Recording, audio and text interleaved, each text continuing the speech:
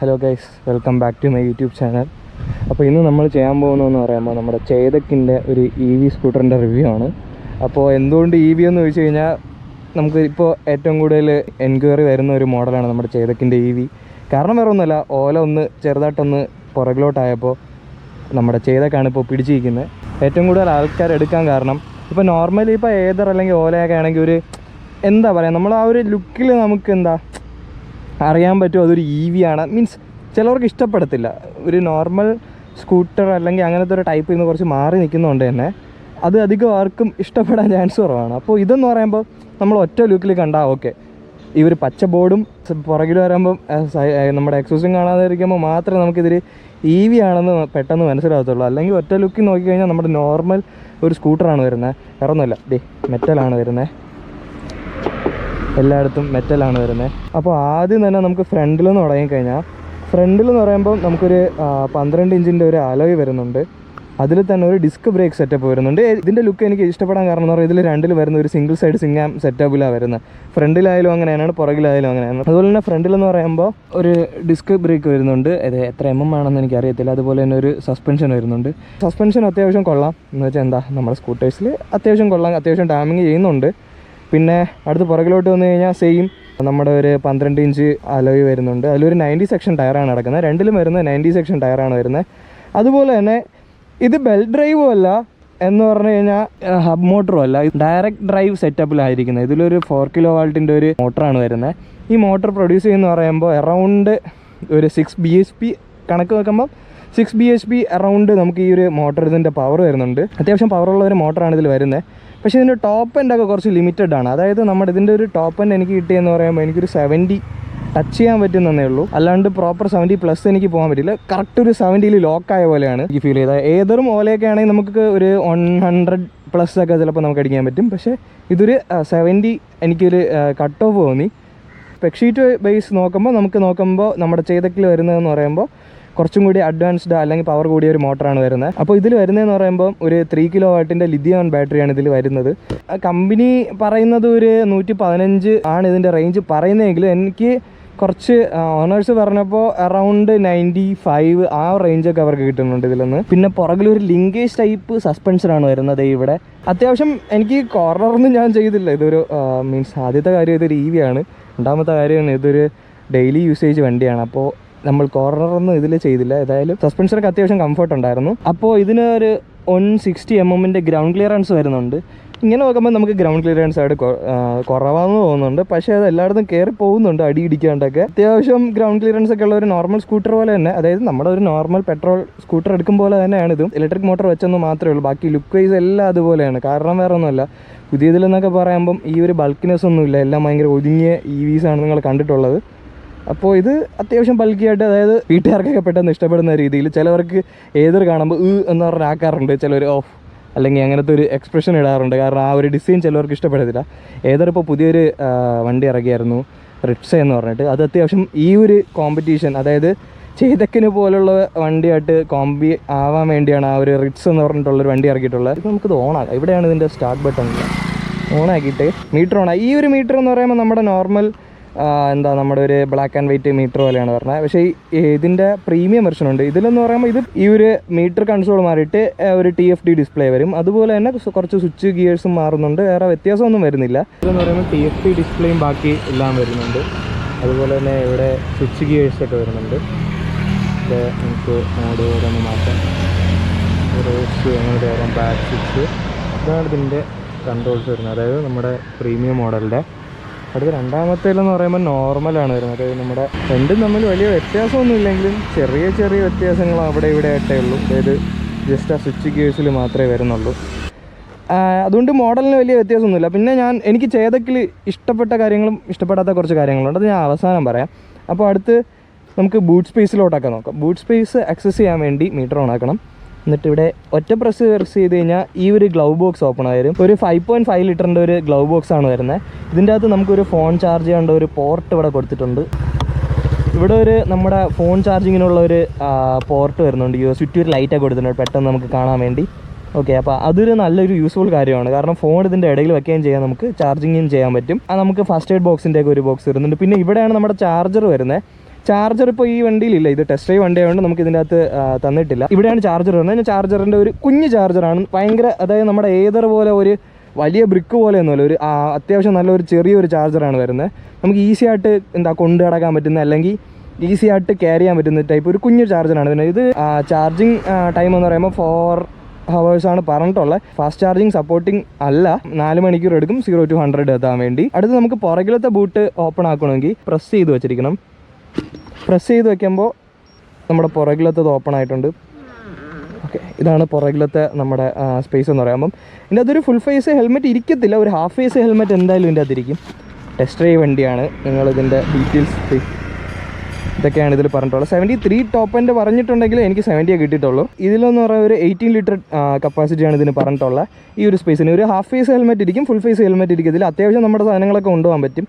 എനിക്ക് തോന്നുന്നു ഏതൊരു ഓൺലൈനെക്കാട്ടും എനിക്ക് തോന്നുന്നു കുറച്ചും കൂടി നമ്മുടെ കപ്പാസിറ്റി ഇതിന് കൂടുതലാണെന്ന് തോന്നുന്നു. ശരിയാണോ തെറ്റാണോ അറിയത്തില്ല. ഞാൻ കറക്റ്റ് ആണെങ്കിൽ ഞാനിത് കറക്റ്റ് 3 വണ്ടിയുടെയും സ്പെക്ക് കൊടുത്തിരിക്കാം, അതായത് ഇതിൻ്റെ സ്റ്റോറേജ് കൊടുത്തിരിക്കാം. എൻ്റെ അറിവിൽ ഇപ്പോൾ ഏറ്റവും കൂടുതൽ സ്റ്റോറേജ് ഉള്ളത് റിറ്റ്സിനാണ്. റിറ്റ്സയോ അങ്ങനെ എന്തോ പറഞ്ഞൊരു ഏതറിൻ്റെ ഒരു മോഡലുണ്ട്, അതാണ് ഇപ്പോൾ ലോഞ്ച് ആയിട്ടുള്ളത്, അതിനാണ് ഏറ്റവും കൂടുതൽ വരുന്നത്.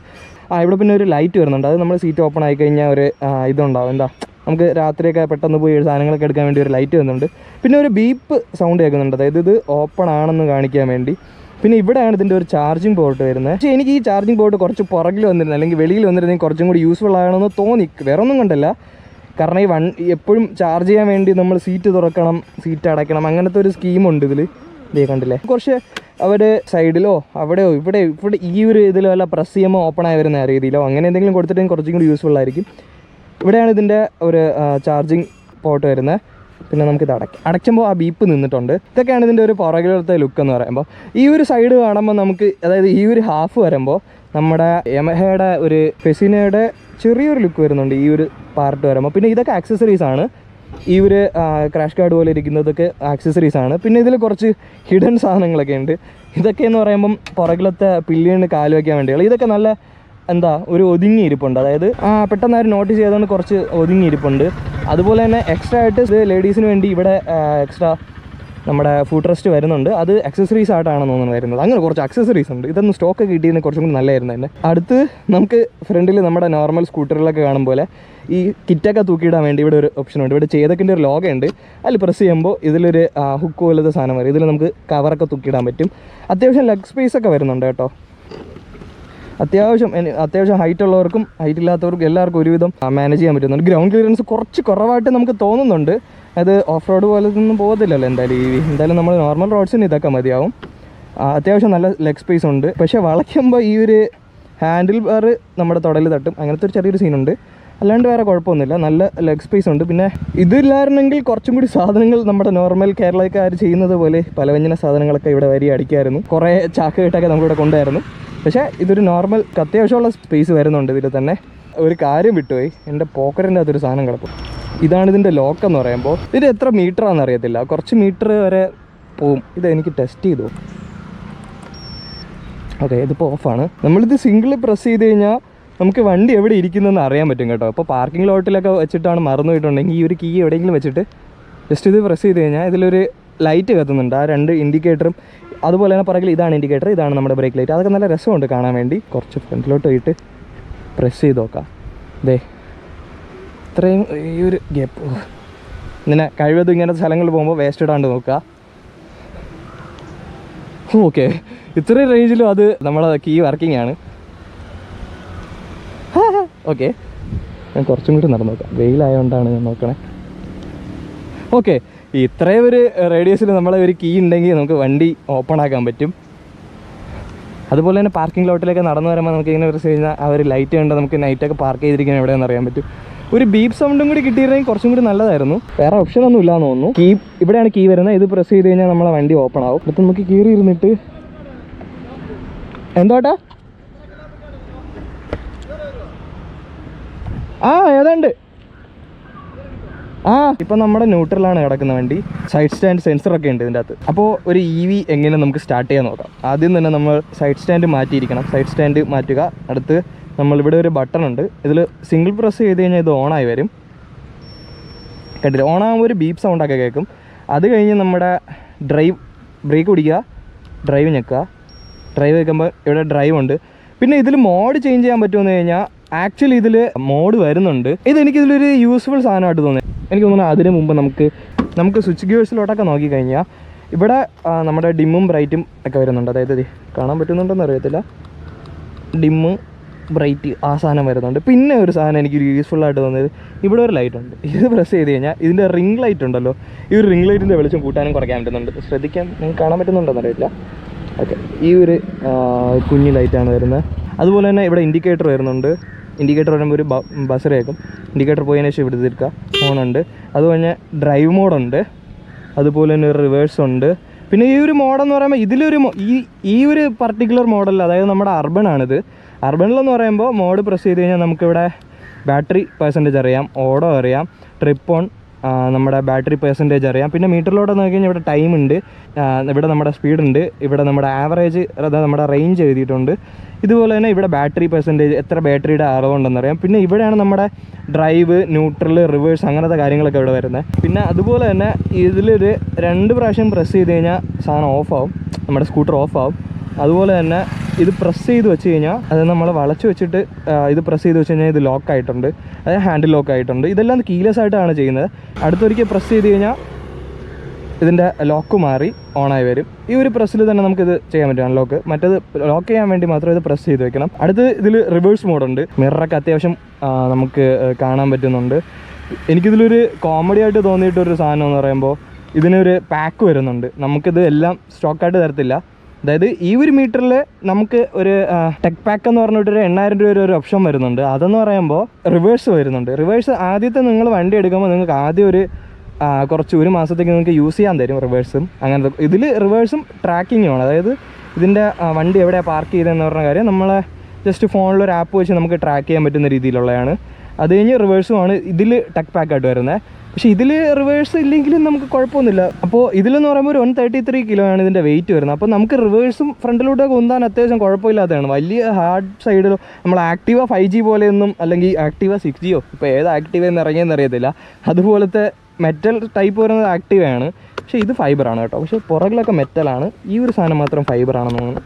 ഫ്രണ്ടൊക്കെ മെറ്റലാണ്. ഈ ഒരു പീസ് ഫൈബറാണ്, ബാക്കിയെല്ലാം മെറ്റലാണ്. എന്നിട്ടും ഇതിന് എനിക്ക് തോന്നുന്നു ഒരു ബാറ്ററി ഉണ്ട്, ബാറ്ററി പാക്ക് ഉണ്ട്, എല്ലാം കൂടി വന്നിട്ട് ഇത് 133 കിലോ ആണ് ഇതിൽ വരുന്നത്. അപ്പോൾ നമുക്ക് റിവേഴ്സൊക്കെ കൊണ്ടുപോകാൻ കുഴപ്പമൊന്നുമില്ല. അപ്പോൾ നിങ്ങൾക്ക് അങ്ങനെ എന്തെങ്കിലും എടുക്കാൻ നിങ്ങൾക്ക് ബുദ്ധിമുട്ടാണെങ്കിൽ ഇതിൽ റിവേഴ്സ് ഉണ്ട് എങ്കിൽ മാത്രം നിങ്ങൾ ഈ ഒരു പാക്ക് എടുക്കുക. അപ്പോൾ നിങ്ങൾ ഈ ഒരു മോഡലിലാണെങ്കിൽ എനിക്ക് വലിയ ഇതായിട്ട് പറയുന്നില്ല, കാരണം റിവേഴ്സാണ്. റിവേഴ്സ് പക്ഷേ അത്യാവശ്യം പവറുള്ള റിവേഴ്സാണ്. റിവേഴ്സ് പ്രസ് ചെയ്ത് വെച്ചു, റിവേഴ്സ് മോഡായി. ഓക്കെ, ഇത് നമ്മൾ സ്ലോലി ത്രോട്ടിൽ കൊടുക്കുക. അത്യാവശ്യം സ്പീഡിൽ റിവേഴ്സ് പോകുന്നുണ്ട്. അടുത്ത് ഇതിൽ മോഡെന്ന് പറഞ്ഞാൽ ഇതിന് റേഞ്ച് ചിലപ്പോൾ കൂടുതൽ കിട്ടാൻ ചാൻസ് ഉണ്ട്. കാരണം വേറെ ഒന്നുമല്ല, ഇതിപ്പോൾ എക്കോയിലാണ് കിടക്കുന്നത്. നമ്മൾ ഡ്രൈവ് ചെയ്തു, നമുക്കൊന്ന് ഓടിച്ച് നോക്കാം. അപ്പോൾ നമ്മളിപ്പോൾ ഡ്രൈവ് കൊടുത്തിരിക്കുകയാണ്. അപ്പോൾ ഇതിപ്പോൾ എക്കോയിലാണ്. നമ്മളിപ്പോൾ കൈ കൊടുത്തു, ഇത് നോർമൽ സ്പോർട്ട് മോഡ്. ഇത് താനെയാണിത് ഇതിൻ്റെ ഒരു, അതായത് നമ്മൾ ആക്സിലേറ്റർ ബേസിലാണിത് എക്കോയും സ്പോർട്ട് മോഡ് ഇത് മാറ്റുന്നത്. അതായത് ഇപ്പോൾ നോർമലി ഇത് നമ്മൾ ലീനിയറായിട്ട് ആക്സിലേറ്റർ കൊടുക്കുന്നു, എക്കോ മോഡിൽ പോകുന്നു. നമ്മൾ പെട്ടെന്ന് സഡനായിട്ട് ആക്സിലേറ്റർ കൊടുക്കുന്നു, മോഡ് മാറുന്നു. അതിനാണ് ഒരു ബീപ്പ് സൗണ്ട് കേൾക്കുന്നത്. ഓക്കെ, നിങ്ങൾ കേൾക്കാൻ പറ്റുമെന്ന് പറഞ്ഞൂടാ, ഒരു ബീപ്പ് സൗണ്ട് ഉണ്ട്. ഇപ്പം ഞാൻ വീണ്ടും നോർമൽ എക്കോയിൽ പോകുന്നു, കൈ കൊടുക്കുന്നു, പവർ വരും. അതായത് ടൈപ്പിലൊന്നും മോഡ് മാറ്റി പ്രശ്നമില്ല. പിന്നെ വേറൊരു സാധനം, ഈ ഒരു ബ്രേക്ക് പിടിച്ചിട്ട് നമ്മൾ വണ്ടി നിന്നു, അടുത്തിപ്പോൾ ഇൻഡിക്കേറ്റർ ഇട്ട് നമുക്ക് വളയ്ക്കാം. വളച്ചിട്ട് ഇതേ ഞാൻ ഈസി ആയിട്ട് വളച്ചു. അതായത് ഈസി ബ്രേക്ക് ഞാൻ യൂസും ചെയ്യുന്നുണ്ട്, വളവ് കഴിഞ്ഞപ്പോൾ ഇൻഡിക്കേറ്റർ താനെ ഓഫാവുകയും ചെയ്തു. ഇതൊരു നല്ലൊരു ഫീച്ചറാണ്. അതുപോലെ തന്നെ എനിക്ക് ഓലയിൽ ഫേസ് ചെയ്ത ഒരു പ്രോബ്ലം എന്ന് പറയുമ്പോൾ, ഓലയിൽ നമ്മൾ കൈ കൊടുത്തു, അതായത് കൈ കൊടുത്ത് നമ്മളിപ്പോൾ ഒരിടത്ത് വന്ന് നിന്നു, അതായത് ഒരു ടേണിൽ വന്ന് ഇങ്ങനെ നിന്നു, ഇൻഡിക്കേറ്റർ ഇട്ടു, ബ്രേക്ക് പിടിച്ചു, ഇൻഡിക്കേറ്റർ ഇട്ടു വളയ്ക്കാൻ നോക്കിയാൽ, അല്ലെങ്കിൽ ബ്രേക്ക് പിടിച്ചതിന് ശേഷം എൻ്റെ പവർ കട്ട്. S1 എയറിലാണ് ഞാൻ കണ്ടത്, S1 Pro അല്ല, മറ്റേ എയർ, ഓലയുടെ എയർ മോഡൽ, ആ ഒരു ഇതിലാണ് ഞാൻ ആ ഒരു പ്രശ്നം കണ്ടത്. അതൊരു നല്ലൊരു ഫീച്ചറാണ്, കാരണം മോഡ് മാറ്റണ്ട, താനെ മോഡ് മാറിക്കോളും. അപ്പോൾ ഓലയാണെങ്കിൽ പവറില്ലാത്ത നമ്മുടെ ആ ഒരു എയർ എനിക്ക് ഓടിച്ചപ്പോൾ ഫീൽ ചെയ്യുന്നു. S1 Proയിൽ അത്യാവശ്യം പവറുണ്ട്. എനിക്ക് അതിൽ ഫേസ് ചെയ്ത പ്രോബ്ലം എന്ന് പറയുമ്പോൾ, നമ്മുടെ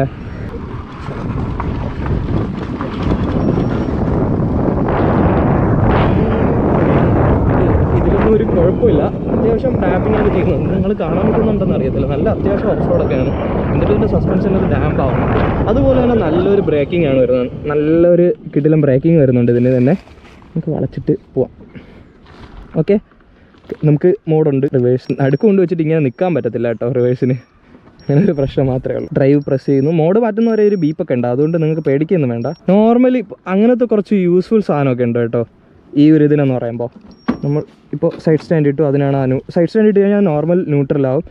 ഇപ്പോൾ നിങ്ങൾ ഈ ഒരു വണ്ടി എനിക്കിതിപ്പോൾ ഓടിച്ചപ്പോൾ എനിക്ക് അത്യാവശ്യം ഇഷ്ടപ്പെട്ടു. ഓലയിൽ എനിക്ക് ആ ഒരു പവർ മോഡ് ചേഞ്ച് ചെയ്യുന്ന കാര്യം എനിക്ക് ഇഷ്ടപ്പെട്ടില്ല. കാരണം ഓരോ മോഡിലും, അതായത് പവർ വേണമെങ്കിൽ മോഡ് മാറ്റണം, മോഡ് മാറ്റി എന്നിട്ട് വേണം കയറാൻ. ഇതിൽ ആ ഒരു പ്രശ്നമില്ല, എനിക്കത് നല്ല ഇഷ്ടപ്പെട്ടു. കാരണം ത്രോട്ടിൽ റെസ്പോൺസ് അനുസരിച്ച് മാത്രം അത് പവർ ഡെലിവർ ആവുന്നുണ്ട്. അതായത് ഓവർടേക്കിംഗ് ഇല്ലാത്ത വിധമേ നമ്മൾ നോർമലി പോകുന്നു, കൈ കൊടുക്കുമ്പോൾ മോഡ് തന്നെ അത് തന്നെ ഓട്ടോമാറ്റിക് ചേഞ്ച് ചെയ്താൽ നല്ലൊരു ഫീച്ചറാണ്. ഇതിൻ്റെ കുറച്ച് നെഗറ്റീവ്സ് എനിക്ക് തോന്നിയതെന്ന് പറയുമ്പോൾ ഇതിൻ്റെ ആ പ്രൈസാണ്. അതായത് ഇതിന് ആ ഒരു പ്രൈസ് കുറച്ച് ലിറ്റിൽ ബിറ്റ്, അതായത് കുറച്ചൊന്ന് പൊങ്ങിയായിരിക്കണം. എനിക്ക് തോന്നുന്നു ഞാൻ അർബൺ എടുക്കുന്നവർക്ക് ആ റിവേഴ്സ് ഇല്ലെങ്കിലും കുഴപ്പമില്ലെന്ന് പറയും. പക്ഷേ പ്രീമിയം മോഡൽ എടുക്കുകയാണെങ്കിൽ നിങ്ങൾ എന്തായാലും ആ ഒരു ടെക് പാക്ക് എടുക്കണം. അതായത് TFT ഞാൻ ഇവിടെ എവിടെയെങ്കിലും കൊടുത്തിട്ടുണ്ടാകും. ഈ TFT വരുന്നതാണ് നിങ്ങൾ എടുക്കുന്നതെങ്കിൽ എന്തായാലും ആ ഒരു ടെക് പാക്ക് എടുക്കണം. കാരണം 10x10 നാവിഗേഷൻ അല്ലെങ്കിൽ ബ്ലൂടൂത്ത് കണക്ടിവിറ്റി എല്ലാം അതിലാണ് വരുന്നത്. അതെടുത്ത് കഴിഞ്ഞാൽ നിങ്ങൾക്ക് യൂസ്ഫുൾ ആയിരിക്കും. അതായത് ആ ഒരു ഡിജിറ്റൽ മീറ്ററിൽ തന്നെ 10x10 വരും. പിന്നെ അത് ടച്ച് അല്ല, അത് നോർമൽ TFT ഡിസ്പ്ലേ മാത്രമാണ്. ടച്ച് അല്ലാത്ത കാര്യം നിങ്ങൾക്ക്, അതായത് ഇപ്പം നോർമൽ ഒരു TFT ഡിസ്പ്ലേ ടച്ച് ഡിസ്പ്ലേ മാറ്റുന്നതിനെക്കാട്ടും പ്രൈസ് കുറവാണ്. കുറച്ച് ഇയർ ആയിട്ട് നിങ്ങൾ യൂസ് ചെയ്യുകയാണ്, എന്നിട്ട് നിങ്ങൾക്ക് ഒരു ഇഷ്യൂ വന്ന് നിങ്ങൾക്ക് സാധനം മാറ്റുന്നെങ്കിൽ നോർമൽ TFTനെക്കാട്ടും വില കൂടുതലാണ് ടച്ച്. അത് നിങ്ങൾക്ക് എല്ലാവർക്കും അറിയാമല്ലോ. അപ്പോൾ അതിനെന്ന് പറയുമ്പോൾ കുറച്ച് പ്രൈസ് കുറവായിരിക്കും, അത്രേ ഉള്ളൂ, വേറെ ഡിഫറൻസ് ഒന്നുമില്ല. എനിക്ക് തോന്നുന്നു ടച്ചൊന്നും വലിയ കാര്യമൊന്നുമില്ല. കാരണം ഡ്രൈവിൽ നമുക്ക് മാറ്റാൻ പറ്റത്തില്ലല്ലോ. ഒന്നിലും ഡ്രൈവിൽ നമുക്ക് ഇതിൻ്റെ മോഡൊന്നും ചേഞ്ച് ചെയ്യാൻ പറ്റത്തില്ല. നോർമലി ഇവിടെ കാണാൻ പറ്റും ഏത് മോഡിലാണ് കിടക്കുന്നത്. ഡ്രൈവാണ് കിടക്കുന്നത്, അതുപോലെ തന്നെ എക്കോയിലാണ് കിടക്കുന്നത്. നിങ്ങൾക്ക് ഇവിടെ കാണാൻ പറ്റുന്നുണ്ട് ഡ്രൈവ്, എക്കോ. അടുത്ത് നമ്മൾ കൈ കൊടുക്കുമ്പോൾ അവിടെ ഫുൾ എക്കോ മാറുന്നുണ്ട്. അതിൻ്റെ നിങ്ങൾക്ക് ഏറ്റവും കൂടുതൽ ആൾക്കാർക്ക് ഡൗട്ടുള്ളതാണ് ഇത് കയറ്റം കയറുമോ ഇല്ലേ. ഓക്കെ, നമുക്ക് ടെസ്റ്റ് ചെയ്യാം. ഇപ്പം ഞാൻ ഒറ്റയ്ക്കാണ്. ഞാനൊരു 170 കിലോ അടുപ്പിച്ച് എൻ്റെ വെയിറ്റ് ഉണ്ട്. എന്നെ വെച്ചിട്ട് അതായത് ഞാനിപ്പോൾ എക്കോ അല്ല, ഞാൻ കൂടുതൽ ത്രോട്ടിൽ കൊടുക്കുന്നില്ല. നിങ്ങൾക്ക് കാണാൻ പറ്റുന്നുണ്ടല്ലോ, കൂടുതൽ ത്രോട്ടിൽ കൊടുക്കാണ്ട് തന്നെ നിങ്ങൾക്ക് വണ്ടി കയറി വരുന്നുണ്ട്.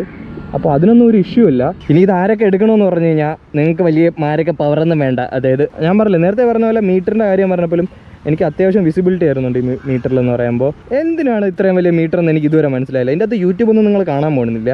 പിന്നെ ആ കൂടി ഉള്ളത് കുറച്ച് കൂടുതൽ ഇൻഫർമേഷൻ കുറച്ചും കൂടി കാണാൻ പറ്റും, അത്രേ ഉള്ളൂ. എൻ്റെ ഒരു നിഗമനത്തിൽ TFT വലിയൊരു മറ്റേ ഫീച്ചറൊന്നും അല്ല പറയുന്നത്. 10x10, അതായത് നമ്മുടെ ഫോൺ ഹോൾഡർ വെക്കേണ്ട അത്രയും മാത്രം എനിക്ക് മാപ്പ് കിട്ടിയാൽ മാത്രം യൂസ്ഫുള്ളായിട്ട് തോന്നിയിട്ടുണ്ട്. അല്ലാണ്ട് ഇപ്പോഴത്തെ ഏതൊരു വണ്ടിയിലുണ്ട് യൂട്യൂബൊക്കെ കാണാൻ പറ്റുന്നത്. നമ്മുടെ എനിക്ക് തോന്നുന്നു TVSൻ്റെ X-ലാണെന്ന് തോന്നുന്നു. അതിന് പിന്നെ 2 ലക്ഷത്തി സംതിങ് പ്രൈസും വരുന്നുണ്ട്.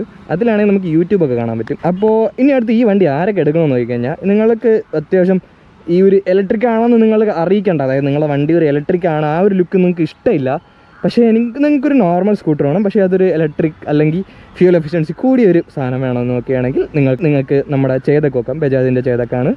പിന്നെ അത്യാവശ്യം നെഗറ്റീവ് ഒന്നും വരാത്ത ഒരു വണ്ടിയാണ്. ഞാൻ എടുത്തു പറയുന്നു, നെഗറ്റീവ് വരാത്ത വണ്ടിയാണ്. വേറെ ഒന്നും കണ്ടല്ല, ഇവിടെ ചിലത് കത്തിപ്പോയാൽ പൊട്ടിത്തെറിക്കുകയൊക്കെ ചെയ്യുന്നുണ്ട്. അതുകൊണ്ടാണ് ഞാൻ പറഞ്ഞത്. എനിക്ക് വണ്ടി ഇഷ്ടപ്പെട്ടു. അത് ഞാൻ ചേതക്കെന്ന് പറഞ്ഞപ്പോൾ പഴയ ചേതക്കൊക്കെ ഓക്കെ, കിടിലൻ സാധനമില്ലേ, 2 സ്ട്രോക്ക് വണ്ടി, അതൊക്കെ നൈസായിരുന്നല്ലോ, ആ ഒരു ലെജൻഡറി വണ്ടി. അപ്പോൾ ഞാൻ വെച്ച് ലെജൻഡറി വണ്ടീനെ EV ആക്കിയല്ലോ എന്ന് പറഞ്ഞ് ഞാൻ പുച്ഛിച്ചു. അയ്യോ അല്ലേ, എന്താ അവർ ചെയ്ത് കാട്ടിയേ. പക്ഷെ ഇപ്പോൾ കൊള്ളാം കേട്ടോ. ഓക്കെ, ചില വണ്ടികൾ ഇപ്പോൾ കത്തിപ്പോകുന്നുണ്ട്, അല്ലെങ്കിൽ ചിലവർക്ക് ആ ഒരു ഡിസൈൻ ഇഷ്ടമല്ല. അങ്ങനെയൊക്കെ വരുന്നവർക്ക് എന്തായാലും എന്തുകൊണ്ടും ആപ്റ്റായിട്ടുള്ളൊരു വണ്ടിയാണ്. ഇപ്പോൾ നിങ്ങളൊരു വീട്ടിലത്തേക്കാണ് ഒരു വണ്ടി നോക്കണമെങ്കിൽ ഇത് പക്ക, അല്ലെങ്കിൽ സിറ്റിയിൽ യൂസിലൊക്കെ ആണെങ്കിൽ പക്കയാണ്.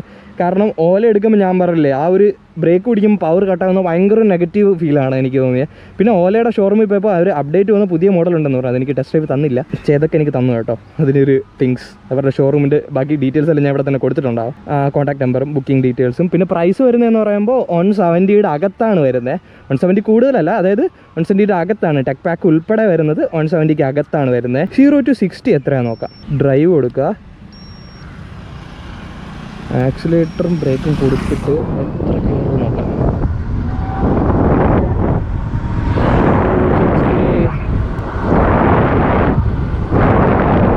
ഞാനടുത്തതൊന്ന് വലിപ്പിച്ചെടുത്ത് നോക്കാം.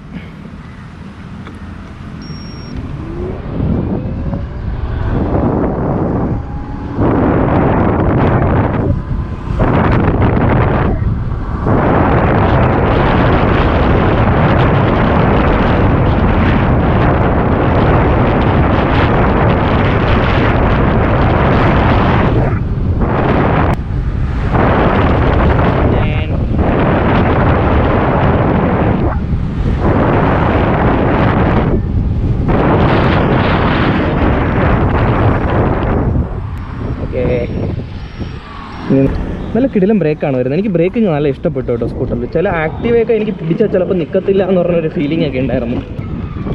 അത്യാവശ്യം കൊള്ളാം കേട്ടോ. ഇതിൻ്റെ സൗണ്ടും അത്യാവശ്യം മീൻസ് നൈസാണ്. സ്പീക്കറൊന്നും ഇല്ലെന്നേ ഉള്ളൂ.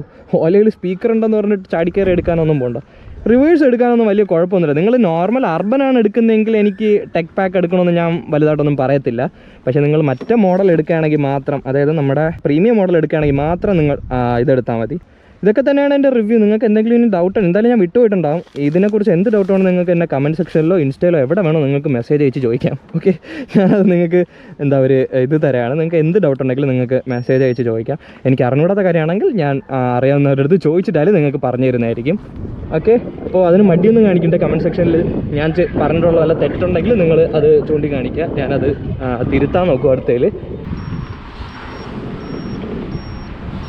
അപ്പോൾ നിങ്ങൾക്ക് ഈ ഒരു റിവ്യൂ യൂസ്ഫുൾ ആയെന്ന് തോന്നുന്നു. അപ്പോൾ താങ്ക്സ് ഫോർ വാച്ചിങ്. അടുത്തൊരു റിവ്യൂയിലോട്ട് കാണാം. Bye bye.